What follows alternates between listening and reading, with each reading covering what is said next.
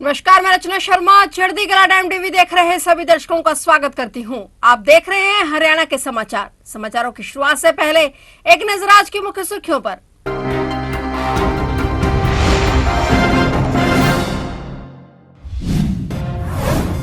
High court ने हरियाणा सरकार को दी राहत। करनाल उपचुनाव के खिलाफ याचिका खारिज। याचिका रद्द होने के साथ उपचुनाव का रास्ता साफ। हरियाणा से सुभाष बराला ने ली राज्यसभा की शपथ। उपराष्ट्रपति जगदीप धनखड़ ने दिलाई गोपनीयता की शपथ। नवनिर्वाचित राज्यसभा सदस्यों का शपथ ग्रहण समारोह। 7 अप्रैल को किसानों का देश भर में रोष मार्च। आंदोलन के दौरान गिरफ्तार लोगों की रिहाई की डिमांड। किसानों ने पुलिस प्रशासन के खिलाफ खोला मोर्चा।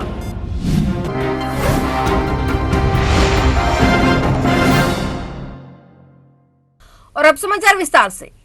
पंजाब एवं हरियाणा हाईकोर्ट ने हरियाणा सरकार को बड़ी राहत देते हुए करनाल विधानसभा सीट के उपचुनाव को चुनौती देने वाली याचिका रद्द कर दी है। याचिका के रद्द होने के साथ उपचुनाव का रास्ता साफ हो गया है। हालांकि अभी यह फैसला एक जनहित याचिका पर हुआ है। बीते कल हाईकोर्ट ने सभी पक्षों को सुनने के बाद फैसला सुरक्षित रख लिया था। इस सीट पर 25 मई को उपचुनाव होना है। बीजेपी ने हरियाणा सीएम नायब सैनी को यहां से कैंडिडेट बनाया है। हाईकोर्ट में एक जनहित याचिका दाखिल कर हरियाणा विधानसभा का कार्यकाल 1 साल से कम होने की दलील देते हुए चुनाव रद्द करने की मांग की गई थी। इस याचिका में बीते दिन आए महाराष्ट्र के अकोला उपचुनाव को रद्द करने के मुंबई हाईकोर्ट की नागपुर बेंच के फैसले को आधार बनाया गया है। वहां पर विधानसभा कार्यकाल 1 वर्ष से कम होने के चलते उपचुनाव रद्द करने का आदेश जारी किया गया था। करनाल विधानसभा सीट पूर्व सीएम मनोहर लाल खट्टर के इस्तीफे के बाद खाली हुई थी। आज नवनिर्वाचित राज्यसभा सदस्यों का शपथ ग्रहण समारोह हुआ। हरियाणा के भाजपा नेता सुभाष बराला ने राज्यसभा सदस्य की शपथ ली और नई दिल्ली में उपराष्ट्रपति जगदीप धनखड़ ने उन्हें पद एवं गोपनीयता की शपथ दिलाई। बराला का कार्यकाल 3 अप्रैल यानी आज से शुरू हो जाएगा। बता दें कि सुभाष बराला डीपी बस की जगह राज्यसभा के लिए निर्वाचित हुए हैं। सुभाष बराला हरियाणा के पूर्व सीएम मनोहर लाल के करीबी माने जाते हैं और यही वजह है कि 2019 में विधानसभा चुनाव हारने के बाद भी उन्हें नवंबर 2020 में पूर्व सीएम मनोहर लाल के नेतृत्व वाली भाजपा जजपा गठबंधन सरकार की ओर से हरियाणा सार्वजनिक उपक्रम ब्यूरो का चेयरपर्सन नियुक्त किया गया। हरियाणा में 25 मई को छठे चरण में होने वाले लोकसभा के आम चुनाव के दृष्टिगत भारत निर्वाचन आयोग की टीम ने हरियाणा का दौरा किया और चुनाव प्रबंधों को लेकर हरियाणा के मुख्य सचिव टीवीएस एन प्रसाद की अध्यक्षता में चंडीगढ़ में समीक्षा बैठक की। मुख्य सचिव टीवीएस एन प्रसाद की अध्यक्षता में हुई बैठक में संबंधित विभागों के प्रशासनिक सचिव और पुलिस महानिदेशक भी उपस्थित थे। इस दौरान मुख्य सचिव ने बताया कि प्रदेश में निष्पक्ष और शांतिपूर्ण चुनाव करवाने के लिए सुरक्षा की दृष्टि से हरियाणा ने भारत निर्वाचन आयोग से केंद्रीय सुरक्षा बलों की 200 कंपनियों की मांग की है। इसमें से 15 कंपनियां आ चुकी हैं। उन्होंने बताया कि प्रदेश में 19,810 पोलिंग केंद्र बनाए जाएंगे, जिनमें सभी प्रकार की मूलभूत सुविधाएं उपलब्ध होंगी। इसके अलावा सभी पोलिंग केंद्रों को संबंधित जिला निर्वाचन अधिकारी दौरा कर चुके हैं। इस बैठक में हरियाणा के मुख्य निर्वाचन अधिकारी अनुराग अग्रवाल ने भारत निर्वाचन आयोग की टीम को बताया कि प्रदेश में दिव्यांगजन और 85 वर्ष अधिक आयु के मतदाताओं के लिए विशेष प्रबंध किए गए हैं। उन्हें घर से मतदान केंद्र तक लाने और छोड़ने के लिए सुविधा उपलब्ध करवाई जाएगी। इसके अलावा मतदान केंद्रों पर व्हील चेयर की सुविधा भी प्रदान की जाएगी। उन्होंने बताया कि हरियाणा में 100% फोटो युक्त पहचान पत्र बनाए जा चुके हैं। प्रदेश के मुख्यमंत्री नायब सिंह सैनी ने भाजपा कार्यालय कर्ण कमल में पहुंचकर विधानसभा कोर ग्रुप की बैठक ली और इस अवसर पर उनके साथ जिलाध्यक्ष योगेंद्र राणा भी मौजूद रहे। मुख्यमंत्री नायब सिंह सैनी ने करनाल में चारों विधानसभा मंडल के पदाधिकारियों के साथ बैठक की। वहीं पत्रकारों से बातचीत करते हुए मुख्यमंत्री नायब सैनी ने कहा कि हरियाणा की 10 की 10 लोकसभा और करनाल से उपचुनाव बड़े मार्जिन से जीत कर इसके लिए रणनीति और योजना तैयार की जा रही है। Bharatiya Janata party zero tolerance के ऊपर काम कर रही है। लगातार नरेंद्र मोदी के नेतृत्व में देश ने एक नई दिशा ली है और डबल इंजन की प्रदेश सरकार ने संकल्प के साथ इन योजनाओं को पूर्व मुख्यमंत्री मनोहर लाल ने धरातल पर लागू करने का काम किया है। हमारे अलग अलग 4 मंडल हैं करनाल विधानसभा क्षेत्र के अंदर। चारों मंडलों के सभी पदाधिकारियों से आज बातचीतों की बैठना होगा।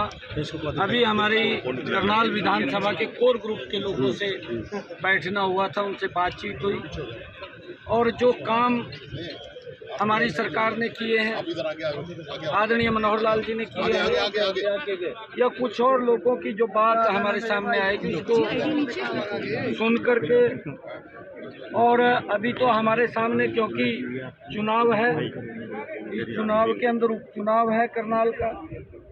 हमने 10 की 10 लोकसभा की सीटें और ये उपचुनाव बड़े मार्जिन से हम जीते, इसको लेकर के हमने सारी रणनीति योजना बनाई है। और आने वाले समय के अंदर, क्योंकि 25 मई को हरियाणा प्रदेश का चुनाव है और उस चुनाव को लेकर के सभी कार्यकर्ताओं से दुष्यंत चौटाला कई राज खोल रहे हैं सरकार के, कहना कि उनको मुख्यमंत्री बनाया जा रहा था, मंत्रिमंडल विस्तार को लेकर उनके पहले जानकारी थी।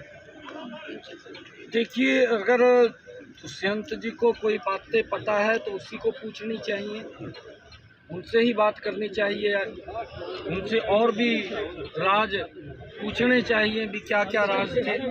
अगर उसके पास राज हैं तो पूछने चाहिए उससे। परंतु Bharatiya Janata party zero tolerance के ऊपर काम कर रही है। लगातार नरेंद्र मोदी जी के नेतृत्व में देश ने एक नई दिशा ली है और हमारी ये डबल इंजन की सरकार ने एक खड़ा होकर के संकल्प के रूप में जो भी आदरणीय प्रधानमंत्री जी की योजना आई है, मनोहर लाल जी ने उस योजना को धरातल को उतारने का मजबूती से काम किया है। किसान आंदोलन 2 के तहत दिल्ली कूच को लेकर अड़े किसान अभी शंभू बॉर्डर पर टिके हुए हैं। बीते महीने हरियाणा और पंजाब के बॉर्डर पर किसानों सुरक्षा बलों में टकराव देखने को मिला था। इस दौरान हरियाणा पुलिस ने कई किसानों को गिरफ्तार कर लिया था। अब किसानों ने एक बार फिर पुलिस प्रशासन के खिलाफ मोर्चा खोल दिया है। बीकेयू शहीद भगत सिंह किसान संगठन के अध्यक्ष अमरजीत मोहड़ी ने सभी किसान नेताओं से कल चंडीगढ़ में होने वाली बैठक में शामिल होने की अपील की है। इस बैठक में गिरफ्तार किसानों को छुड़ाने के लिए तय रणनीति के तहत जिम्मेदारियां सौंपी जाएंगी। किसान नेताओं ने बताया कि गिरफ्तार किसानों को छुड़ाने के लिए 7 अप्रैल को किसान पूरे देश भर में रोष मार्च करेंगे। यदि इसके बाद सरकार और प्रशासन द्वारा मांगे नहीं मानी गई तो वे 9 अप्रैल अनिश्चितकालीन रेल ट्रैक जाम करेंगे। और हालांकि अभी किसी रेल ट्रैक को जाम करेंगे इसका फैसला नहीं लिया गया है, लेकिन 7 मार्च को रोष प्रदर्शन के बाद आगामी रणनीति बनाई जाएगी। कांग्रेस ने हरियाणा लोकसभा की 9 सीटों के लिए अपने उम्मीदवारों के नाम लगभग फाइनल कर लिए हैं। नई दिल्ली में कांग्रेस नेता भगत चरण दास की अध्यक्षता में स्क्रीनिंग कमेटी की बैठक हुई। बैठक में संभावित उम्मीदवारों के नामों पर मंथन हुआ। इन सीटों के पैनल बना लिए गए हैं। अब इन नामों पर अंतिम मुहर 5 अप्रैल को केंद्रीय चुनाव समिति की बैठक में लगेगी। नई दिल्ली में आयोजित बैठक में हरियाणा मामलों के प्रभारी दीपक बावरिया, पूर्व सीएम और विपक्ष के नेता भूपेंद्र सिंह हुड्डा, प्रदेश अध्यक्ष चौधरी उदयमान और स्क्रीनिंग कमेटी के सदस्य नीरज डांगे और यशोमती ठाकुर मौजूद रहे। बैठक में शामिल एक वरिष्ठ नेता ने बताया कि 9 सीटों पर लगभग नाम फाइनल हो चुके हैं। 2 से 3 सीटों पर 2-2 नाम शामिल किए गए हैं। उन्होंने दावा किया कि नामों को लेकर कोई असमंजस नहीं है। पार्टी की सोच है कि वे हर सीट पर समीकरण को देखते हुए जिता हुआ उम्मीदवार को उतारे। वहीं कांग्रेस से जुड़े सूत्रों ने बताया कि रोहतक से दीपेंद्र हुड्डा का लड़ना तय है। वे पिछली बार बहुत कम मार्जिन से चुनाव जीते थे। हारने के बावजूद वे अपने क्षेत्र में सक्रिय हैं। नो हिंसा से विवादों में आए बिट्टू बजरंगी एक बार फिर विवादों में है। दरअसल उसका एक वीडियो वायरल हो रहा है जिसमें वो एक युवक को सरेआम पीटते हुए नजर आ रहा है। खास बात यह है कि इस दौरान वहां एक पुलिसकर्मी भी खड़ा था जिसके सामने मारपीट की गई, पर उसने भी रोकने का प्रयास नहीं किया। फिलहाल पुलिस ने इस मामले में बिट्टू बजरंगी और उसके साथियों के खिलाफ मामला दर्ज कर दिया है और जाँच की बात कह रही है। पता लगा है कि परसों की घटना है। कल ये वीडियो वायरल हुई थी, अधिकारियों के संज्ञान में आया है। डीसीपी एनआईटी साहब को भी इसी बारे में ज्ञान है। और वीडियो वायरल के संबंध में और जो जिसके साथ मारपिटाई हुई है शामू नाम का व्यक्ति है, जो उसी एरिया में पहले वहीं आसपास में किराए पे रहता था, अभी थोड़ा सा आगे दूसरी जगह पे किराए पे रह रहा है। उसके साथ मारपीट हुई थी। मारपीट में ये उसने शिकायत में दिया है कि मेरे को 2-3 आदमी बिट्टू बजरंगी के पास ये कह कर लेके गए कि भाई मैंने किसी लड़के के साथ छेड़छाड़ की है। और इस संबंध में बिट्टू बजरंगी को कानून हाथ में ना लेकर वो आरोप सच्चे थे या झूठे थे, उसमें उसको आरोपी व्यक्ति को थाने या चौकी में लेके जाना चाहिए था, लेकिन उसने वहाँ पे मारपीट की। उसके साथ 3-4 अन्य साथी भी थे जिन्होंने उसको पकड़ रखा था। इस संबंध में मुकदमा दर्ज कर लिया गया है और प्राथमिकी जो है हमारी तफ्तीश जारी है। जो भी कानूनी कार्रवाई बनती है वो की जाएगी। उसको क्यों पीटा जा रहा था? उस पे आरोप ये कह के पीटा जा रहा था कि उसने किसी नाबालिग बच्ची के साथ छेड़ की है। हरियाणा में सरसों की सरकारी खरीद 25 मार्च से शुरू हो गई थी। वहीं सीजन के लिए हरियाणा सरकार ने सरसों पर एमएसपी 5,650 रुपए प्रति क्विंटल तय की है। इस बार पिछले महीने हुई ओलावृष्टि के कारण सरसों की पैदावार पर असर पड़ता साफ दिखाई दे रहा है। अंबाला जिले में मुलाना और शाहजादपुर 2 अनाज मंडियों का ही सरसों की सरकारी खरीद सेंटर बनाया गया है, जिसके चलते अंबाला शहर क्षेत्र के किसानों को फसल बेचने में परेशानियों का सामना करना पड़ रहा है। इलाके के कई किसान 50 किलोमीटर दूर फसल बेचने जा रहे हैं, तो कई किसानों को मजबूरी में प्राइवेट खरीदारों को 5,000 से कम भाव में अपनी फसल बेचनी पड़ रही है। 1.5 एकड़ की फसल है जी। फसल कमी हुई है अब की बार तो 4.5 या 5 क्विंटल होगी। कारण तो बस मौसम के ऊपर बात है। देखने में तो ठीक थी, अब क्या पता है। नहीं, उससे तो बच गई थी, पहले ही कट ली थी। अभी तो रेट आया नहीं, शाम को 5 बजे के करीब रेट आएगा। एमएसपी तो इसकी 5650 के करीब है।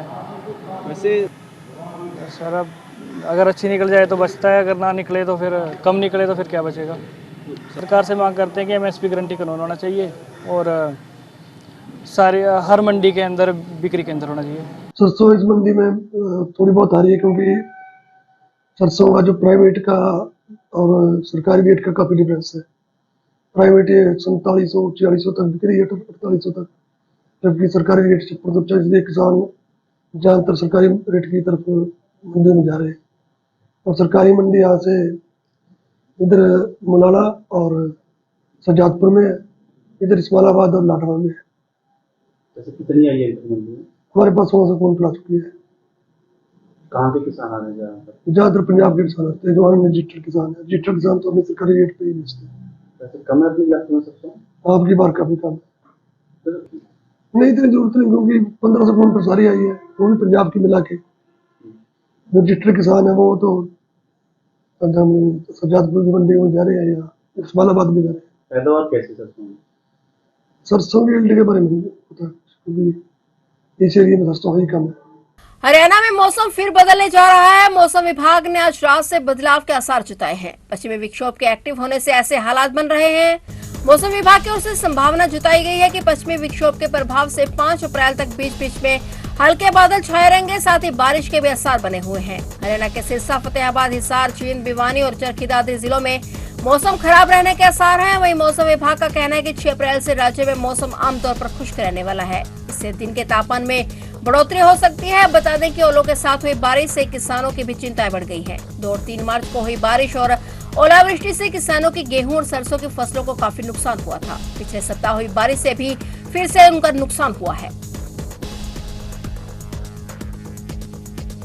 कपिल मुनि की धरा के नाम से मशहूर कलायत का परशुराम सामुदायिक भवन अधिकारियों की वजह से खंडर में तब्दील हो चुका है। आज से 4 साल पहले पूर्व सीएम मनोहर लाल के कार्यकाल में बीजेपी पार्टी के उपाध्यक्ष स्वर्गीय धर्मपाल के प्रयास से यह सामुदायिक भवन 2 एकड़ में 4 करोड़ रुपए की लागत से तैयार हुआ था, मगर नगर पालिका और प्रशासन की लापरवाही से आज यह भवन नशेड़ियों का अड्डा बनकर रह गया है। जगह जगह गंदगी के ढेर और कंटीली झाड़ियों ने अपना साम्राज्य बना लिया है। मुख्य गेट के साथ महिला कॉलेज है। लड़कियों पर भी नशेड़ियों के आवागमन से दुष्प्रभाव पड़ रहा है। यहाँ के बाशिंदों ने मुख्यमंत्री नायब सिंह सैनी से अपील की है कि इस भवन की जल्द ही सुधले और दोषी और लापरवाही करने वाले अधिकारियों के खिलाफ कार्रवाई की जाए। हरियाणा ग्रामीण चौकीदार सभा के द्वारा बीडीपीओ कार्यालय रायपुर रानी में बैठक का आयोजन किया गया, जिसमें मुख्य अतिथि स्टेट प्रधान बाबूराम और ब्लॉक प्रधान फिरदिया मीरपुर थे। बैठक के दौरान लगभग 35 कर्मचारी मौजूद रहे। स्टेट प्रधान बाबूराम ने बताया कि पूर्व सीएम मनोहर लाल कहते थे कि चौकीदार हरियाणा प्रदेश की आंख कान नाक है, जो गांव के हर प्रकार की सूचना सरकार के पास पहुंचाने का काम करते हैं, लेकिन उनकी मांगे अधूरी हैं। इस मौके पर उन्होंने कई मांगे सरकार से की। उन्होंने हरियाणा सरकार से मृत्यु पंजीकरण ऐप को बंद करने और चौकीदारों को पहचान पत्र जारी करने की मांग की। इसके अलावा उन्होंने और भी कई मांगे रखी। जो सरकार ने हमारे पे ऐप लागू कराया है, इस ऐप को सरकार वापस ले, और जो ऑनलाइन हाजिरी का सरकार ने लेटर जारी कराया गया, ये भी सरकार वापस ले इसको। कुछ चौकीदार अनपढ़ हैं, कुछ पढ़े लिखे हैं, किसी का मोबाइल छोटा है, किसी का बड़ा है। ये चौकीदार का काम चलने लायक नहीं है जी। हम सरकार से ये अनुरोध करते हैं भी सरकार इस ऐप को चौकीदार के ऊपर ना थोपा जाए। आप हमारा जो मानदेय भत्ता डीडीपीओ और बीडीओ के थ्रू मिलता है, जैसे पहला मिल रहा था वैसे ही मिले जाए। और सरपंच है 5 साल का जी, सरपंच बदल जाता है। हरियाणा ग्रामीण चौकीदार 65 साल का। तो 5 साल के अंदर इलेक्शन के दौरान पार्टीबाजी हो जाती है। इस पार्टी के अंदर चौकीदार को बड़ी तगड़ी दिक्कत आती है जी। सरपंच अपनी हुकूमत करता है इसके ऊपर, और इसमें सफाई कर्मचारी भी है और ट्वेल ऑपरेटर भी है। तो हम सरकार से यही मांग करते हैं इस ऐप को मत लागू करे।